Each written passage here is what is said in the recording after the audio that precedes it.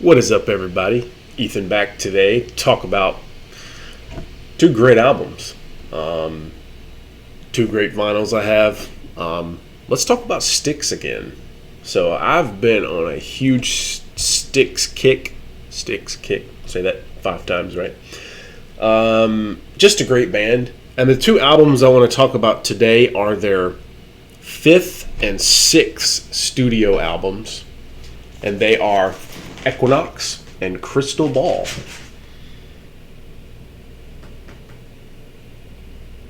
Get a look at them there. There's the front. Really cool cover art, I think. Equinox has that kind of like crystal, broken crystal kind of on fire. And then Crystal Ball has like the ballerina in the crystal ball with the hands holding it like, you know, kind of like a fortune teller kind of thing. There's the back. You got the ballet shoes, and the back of Equinox is the, again, broken kind of crystal looking thing. Yeah, these are the albums that precede them blowing up and getting really big. 75 and 76 respectively. Equinox was released in December of 75, and Crystal Ball was released in October of 76. I had that memorized, sadly. But yeah, Equinox is the last album with their original guitar player, John Kurlewski. And over here you have the vocalist and keyboardist Dennis DeYoung, guitarist and vocalist James Young, J.Y. Young, and then the two twin brothers on rhythm section, John Panozzo and Chuck Panozzo, drums and bass guitar, two twin brothers. So yeah, like I mentioned, last album with this guy, John Kurlewski, the guitar player and occasional vocalist. This is just a fantastic album. Like I said, this is them right before they hit it big. And this was their first album on the A&M label, so kind of a major record debut after being on the Wooden Nickel. For their first 4 albums, which I like, but they're not as good as these. Man of Miracles, the one before this one, is really good. That's rising in my estimation here recently. It's almost as good as these two, but not quite. I think these A&M records are where they really hit it big, and most people would consider their next 2 albums their best work, and I would include myself in that probably. But man, these two right here, they're close. Oh, they're very close. Without Grand Illusion and Pieces of 8, these are their best albums right here, in my opinion. They're killer. This is like, they were just rising. Like, if Grand Illusion and Pieces of 8 are the peak, this is quickly ascending to that peak. And then maybe after that, fans would argue, you know, you quickly descend down the other side. But these two albums are a quick rise to stardom. I mean, there's just some fantastic songs. I think they were peaking in their songwriting and the creative juices were flowing, or you know, firing on all cylinders, if you will. Yeah, so let's get into the track listing. And Equinox is a phenomenal album. Maybe stronger overall than Grand Illusion and Pieces of 8, possibly. But let's focus on these 2 albums today. It kicks up with Light Up. Really great song. Dennis DeYoung written and sung song. Pop rock, prog rock, upbeat. The next song, Lorelei, released as a single. I don't love it. It's okay. It's not my favorite Dennis DeYoung song. It's a little poppy, a little cheesy, maybe a little melodramatic. But it's still a pretty good song. It's not a throwaway track. Mother Dear, co-written by John Kurlewski and Dennis DeYoung, sung by Dennis DeYoung. A longer track, kind of a more darker, somber prog rock track. I really like Mother Dear. Lonely Child, to finish off side 1. Not my favorite. I would say Lonely Child and Lorelei for me are the two duds on the album. Not really duds, but not my favorite, we'll say that. Side two for me. Side two for me on this album is where it's at. Midnight Ride. Total hard rockin', killer banger song right there. Almost sounds like a similar era Ted Nugent. James Young song. He always wrote songs like this. Hard charging, fast rockers with great guitar work. It's a great riff in here. James Young, JY sings it. He doesn't have a traditional singing voice like Dennis DeYoung did, and a later member we'll talk about in a minute. But he had a great kind of snarling, raunchy rock voice, right? And all the songs he wrote were the hard rockers, and he was the rocker in the band. Midnight Ride, great song. And then we have Born for Adventure, which is a Dennis DeYoung little over 5 minute longer track. Heavy, proggy, great chorus, anthemic, dark. I like the kind of more dark Styx. This is a kind of a more dark album. The next one's a little more lighthearted, I think. And then you have the last song on the album, over 7 minutes long, Prelude 12, into Sweet Madam Blue. Sweet spelled S-U-I-T-E. What a song. What a killer, kind of dark, somber, melancholy, introspective, prog rock epic. Side 2 is just killer. Like I said, side 1, up and down for me. Side 2 on Equinox is killer. 8.5 out of 10 I would give this. It's a great album.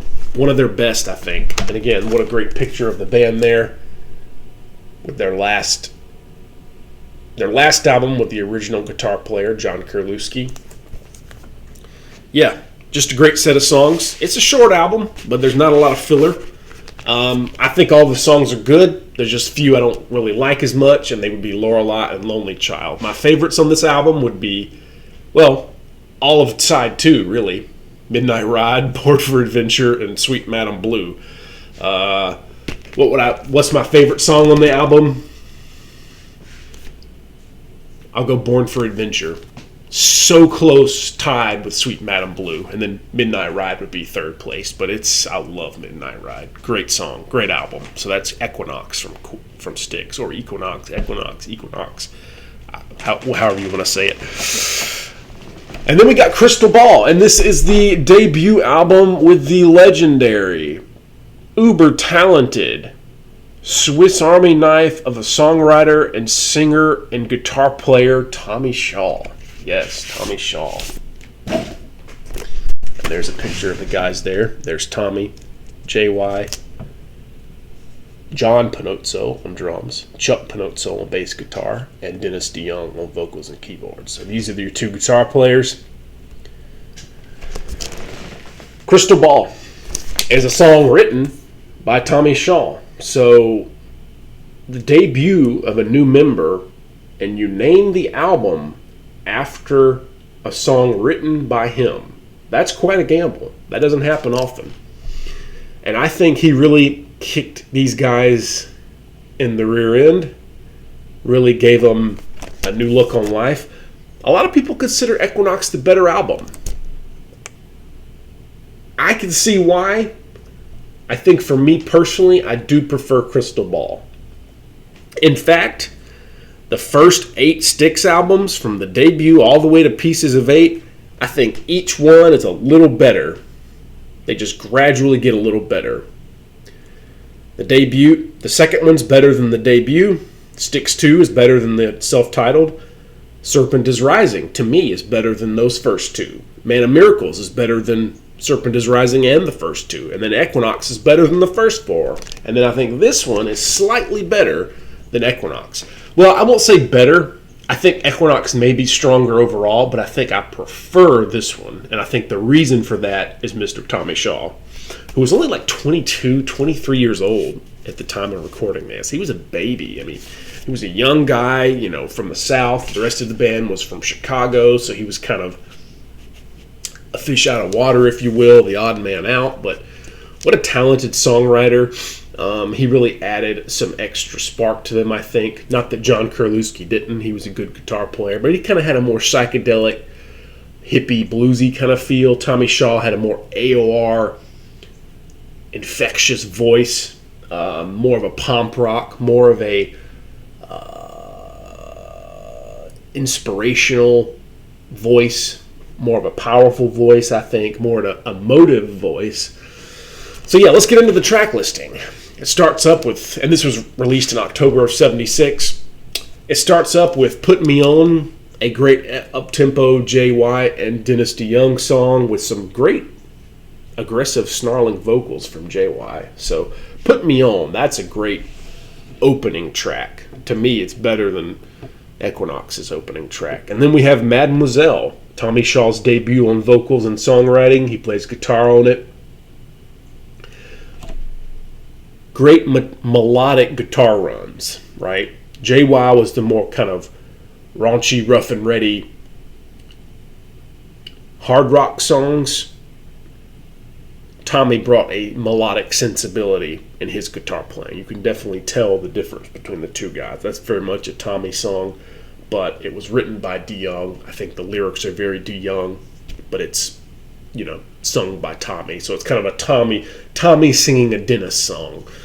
And what a vocal debut. His voice is rich, it's warm, it's powerful, it's high, but not nasally high.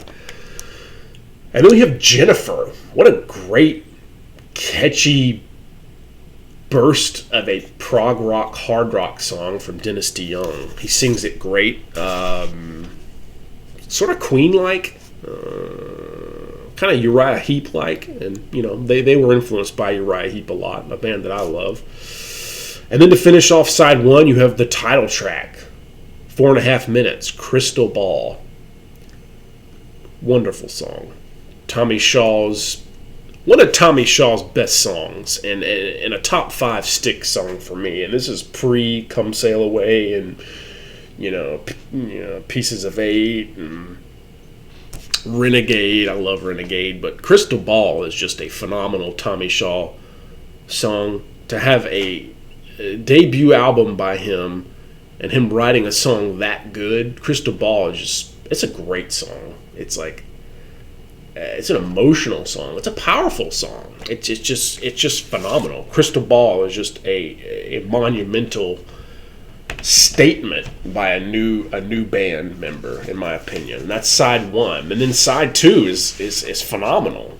"Shoes." A lot of people criticize that song. The bluesy kind of southern rock "Shoes," SHOOZ, written by Tommy and JY. This is a bluesy hard rocker with some kind of southern rock influences, kind of like "Midnight Ride" on the previous album, and a few other songs early in the career of Styx. And their first 4 albums, they always kind of had a bluesy hard rocker, a boogie rock, if you will, borderline almost proto heavy metal song.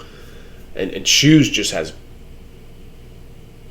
great guitar work, slide guitar, acoustic guitar. It's bluesy. It moves and flows and bubbles. "Shoes" is just a great song. I don't know why people hate it. I think it's phenomenal. Yeah, sung by Tommy Shaw. And then we have a classic, anthemic, melodramatic, theatrical, Broadway-esque type song from Dennis DeYoung, "This Old Man." Great song. Could have easily come from Equinox. It sounds Equinox-esque, if you will. Or even "Man of Miracles," the album before Equinox.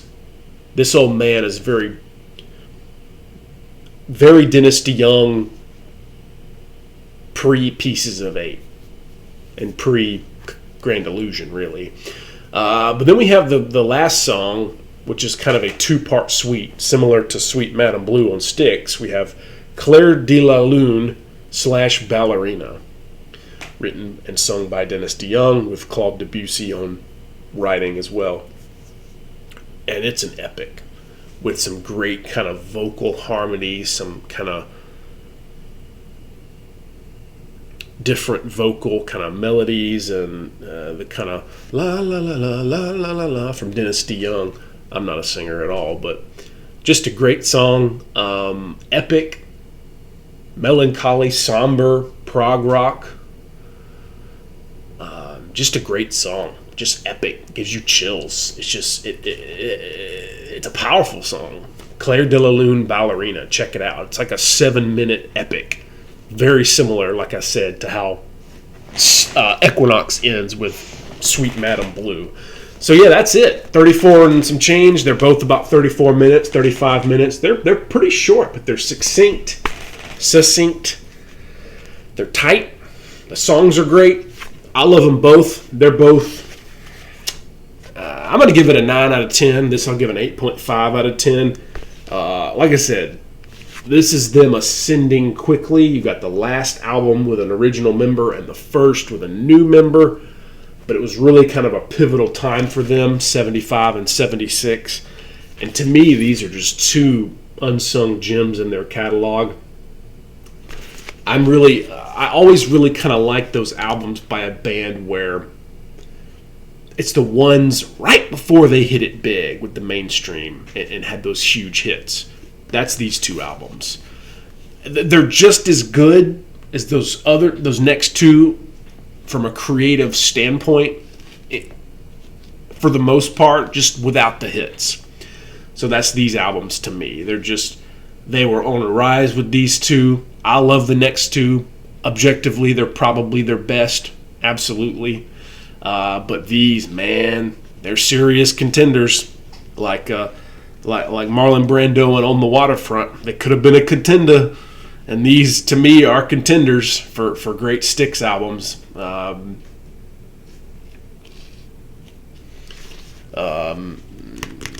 Yeah. So that's my kind of deep dive into these two albums, Equinox and Crystal Ball.